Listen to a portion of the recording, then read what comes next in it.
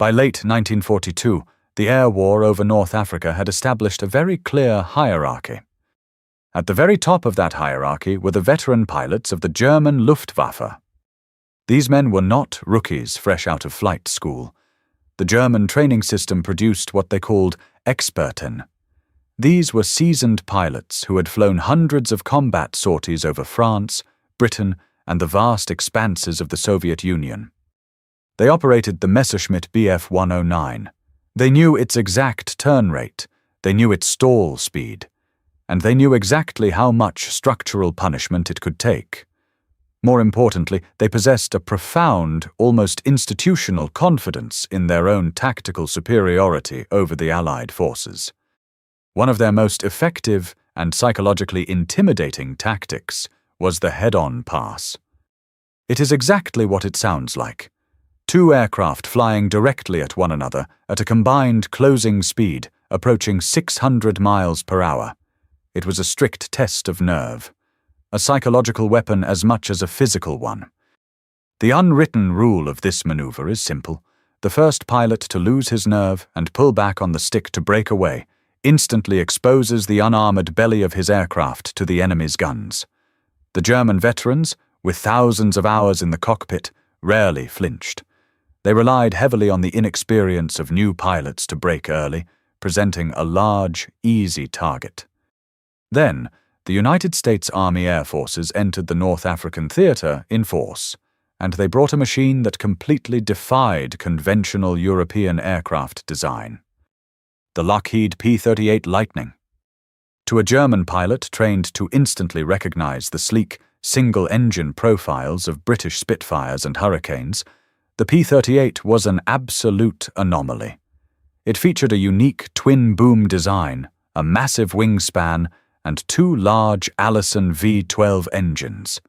From a distance, looking through a standard Revigun sight, the American fighter appeared heavy. It looked exceptionally wide. To the Luftwaffe veterans, it looked like a slow-moving, cumbersome target that would be easily outmaneuvered. So they applied their standard, proven tactic. They brought their Messerschmitts around, lined up on the approaching American fighters, and initiated the head-on pass. They fully expected the American pilots to panic and scatter. But the German pilots were acting on a fatal misunderstanding of American engineering. They were accustomed to fighting aircraft that had their machine guns mounted within the wings. Wing-mounted guns have to be mechanically angled inward. The bullets leave the wings and converge at a specific, predetermined point in front of the aircraft, usually around 250 or 300 yards. If you are not sitting exactly in that narrow convergence zone, much of the enemy's firepower simply passes harmlessly by you. The P-38 was entirely different. It did not have wing guns. It carried 4 50-caliber machine guns and one 20mm cannon, and they were all clustered tightly together directly in the nose of the aircraft. Those guns did not need to converge. They fired straight ahead in a parallel line. It created a concentrated, solid cylinder of lead and high-explosive shells that reached out to nearly 1,000 yards without losing its density. When the German pilots committed to the head-on pass against a Lightning, they were not flying into a scattered, predictable cone of fire. They were flying directly into a flying buzzsaw. The results were immediate and devastating. Before the German aircraft could even get within their own effective firing range, their engine blocks were being shattered. Their airframes were being systematically dismantled in the air. The tactic that had served them flawlessly for 3 years had suddenly become a death sentence. This sudden, violent shift in battlefield reality sent shockwaves through the Luftwaffe command. The aircraft they had initially dismissed as an awkward target quickly earned a new, highly respected moniker among the German ranks. Der Gabelschwanz-Teufel, the fork-tailed devil. In this video, we are not going to spend 30 minutes reciting engine specifications or reading from factory blueprints. We are going to look closely at the men in the cockpits. We will examine how the sudden realization of a fatal tactical flaw affected the psychology of the most experienced fighter force in the world. and we will look at the exact reasons why the German High Command was forced to issue a humiliating official directive to their elite pilots, a strict, uncompromising order forbidding them from ever engaging the P-38 in a head-on attack. Because the history of warfare is not just about which machine is faster, it is about the human breaking point, when an established military force realizes their tried and true methods are no longer enough to keep them alive. To understand the sheer magnitude of the shock the P-38 delivered, you first have to understand the mindset of the Luftwaffe entering the North African campaign. By late 1942, the German fighter arm had been at war for 3 unbroken years. They had tested and refined their tactics over Poland, France, Britain, and the vast, unforgiving airspace of the Soviet Union. Their training pipeline was fundamentally different from the Allied approach. American and British forces would routinely rotate their experienced pilots out of combat tours to train new recruits back home. The German system kept their best men on the front lines continuously until they were physically incapacitated or killed.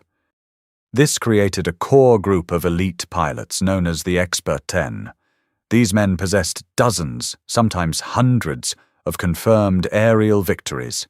They were not just operating an aircraft. The Messerschmitt Bf 109 was practically an extension of their own nervous system. This level of institutional experience breeds high confidence. But on a long enough timeline, unchallenged confidence easily ferments into arrogance. German aviation doctrine at the time dictated a very rigid philosophy regarding fighter aircraft design. A true fighter had to be small, it had to be light, it had to be built around a single powerful engine to maximize its power-to-weight ratio and its agility. In their view, anything with 2 engines was relegated to the role of a bomber, a transport, or a heavy, lumbering night fighter. The idea of a twin-engine aircraft effectively engaging in daylight, air-to-air combat against a dedicated single-engine fighter was considered mechanically absurd by German engineers. So, when the first intelligence reports and visual confirmations of the P-38 arrived in the Mediterranean theater, the German High Command and the pilots on the flight line shared a mutual dismissal. They viewed the American fighter as a fundamental engineering error. It was too heavy. Its wingspan was nearly twice that of a standard Bf 109. In the traditional metric of fighter combat, the turning dogfight, the P-38 appeared severely disadvantaged. The German veterans assumed they could simply outmaneuver the Lightning. Their standard operating procedure against less agile aircraft was to use vertical energy tactics. They would dive from a higher altitude, strike quickly, and use their retained speed to climb back out of range. If forced into an engagement on equal footing, they would rely on aggressive tactics like the head-on pass to force the enemy to break off, creating a brief opening for a deflection shot as the enemy turned away. But the P-38 systematically dismantled this doctrine. We have already established the devastating nature of the Lightning's concentrated nose armament, but the tactical implications went far beyond a single head-on maneuver. The P-38's unique design completely negated the German advantage in close-quarters dogfighting. In a traditional engagement, if a German pilot found himself out of position, he could rely on the superior roll rate and turning capability of his Messerschmitt to evade enemy fire. Against the P-38, evasive maneuvers were far less reliable. The American pilot did not have to calculate a complex lead angle. He only had to point the nose of his aircraft directly at the enemy and fire. Even a brief 1-second alignment was enough to deliver a lethal volume of concentrated ordnance. Furthermore, the twin-engine design, which the Germans had initially mocked, provided a distinct advantage in combat survivability. If a Bf 109 took a 50 caliber round to its single engine block, the pilot was going down in the desert. A P-38 could lose an entire engine to enemy fire, feather the propeller to reduce drag, and limp hundreds of miles back to a friendly airstrip on the remaining engine. The German veterans found themselves fighting an aircraft that punished their most aggressive tactics, bypassed their defensive maneuvers, and stubbornly refused to go down. The losses began to mount. And these were not easily replaceable recruits. These were seasoned veterans, men who took years to train and whose combat experience was the very backbone of the Luftwaffe. However, presenting the P-38 as an invincible machine without flaws would be historically inaccurate. While the American fighter was dictating tactical changes to the Luftwaffe, the young men flying the Lightnings were fighting their own private battles inside the cockpit. The contrast between the opposing forces was stark. The German Expert 10 were seasoned killers with years of combat experience. The American pilots arriving in North Africa were often 21 or 22 years old. Many of them were farm boys or college students just months removed from civilian life.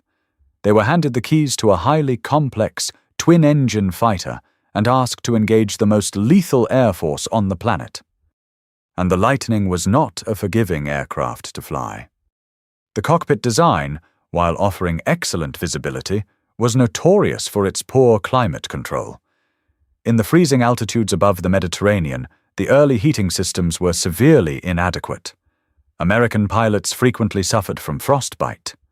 Conversely, at lower altitudes in the North African sun, the cockpit acted like a greenhouse, dehydrating pilots within an hour.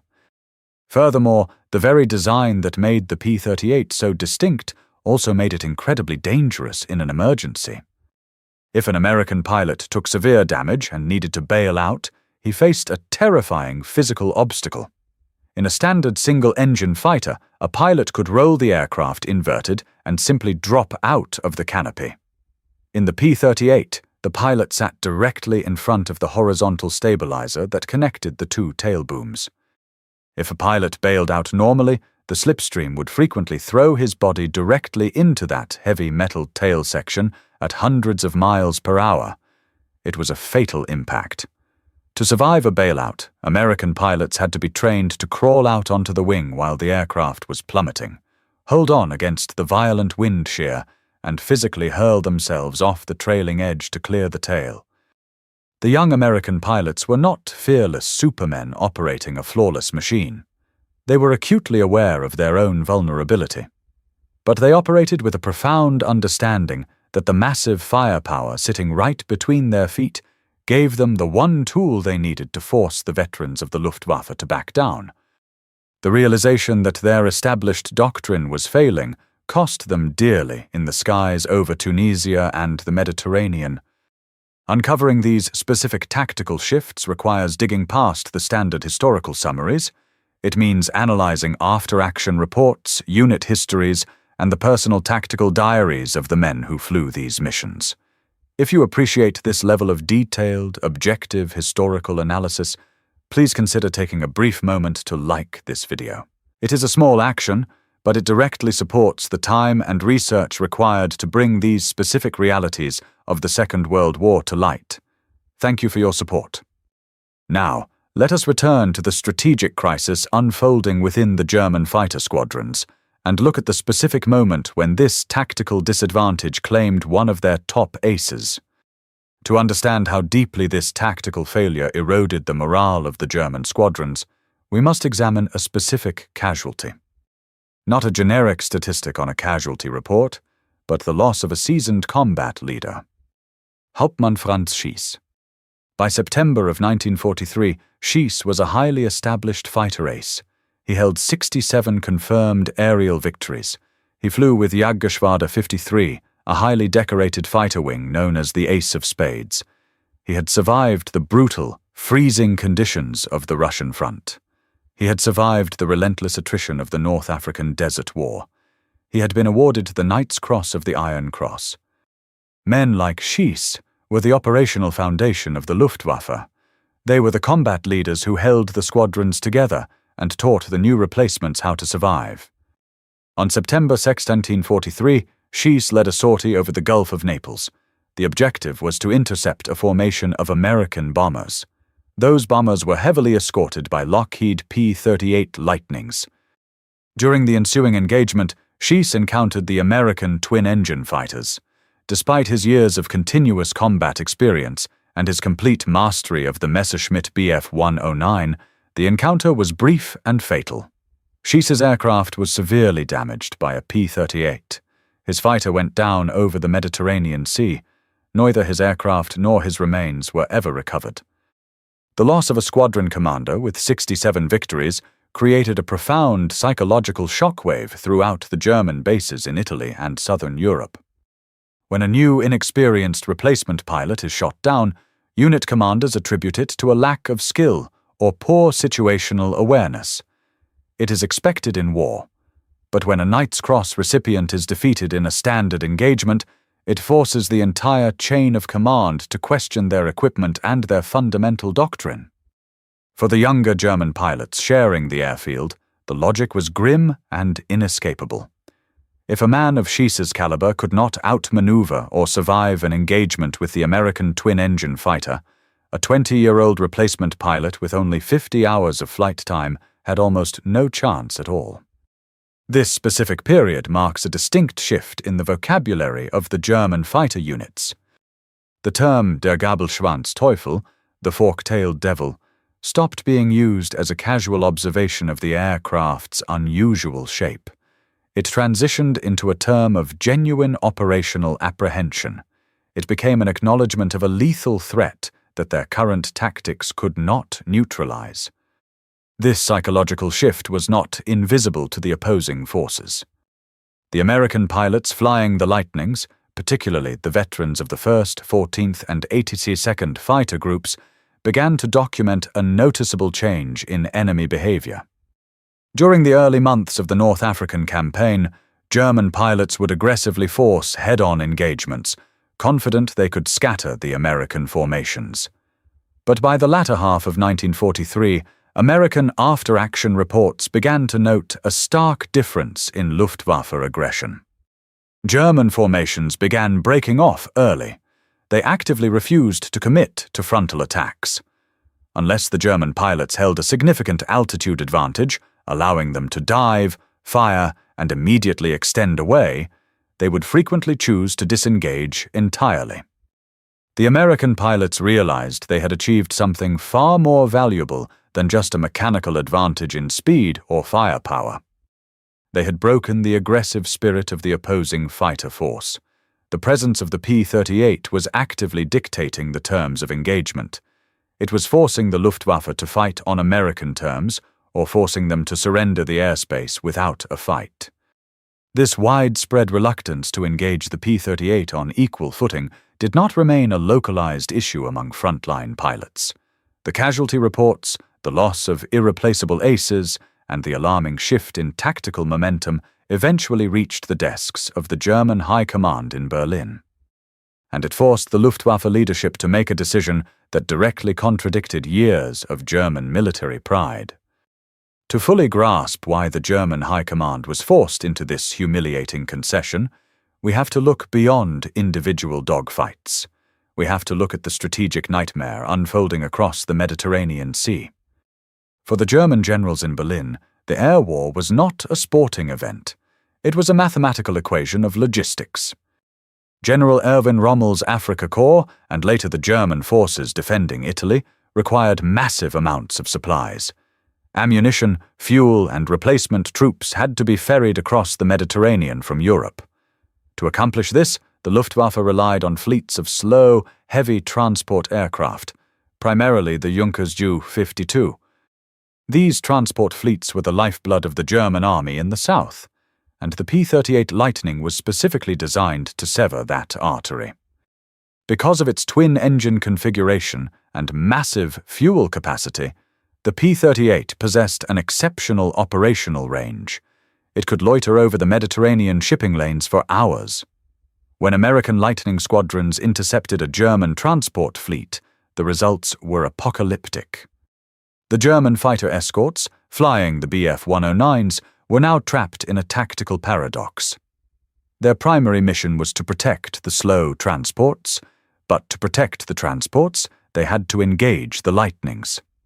And as we have established, engaging the Lightnings in direct combat was resulting in unsustainable losses of elite fighter pilots. During Operation Flax in April 1943, Allied fighters, spearheaded by P-38s, decimated the German aerial supply bridge. In a matter of weeks, dozens of vital German transport planes were sent to the bottom of the sea, along with the fighter escorts that desperately tried to defend them. The German High Command was bleeding from two distinct wounds.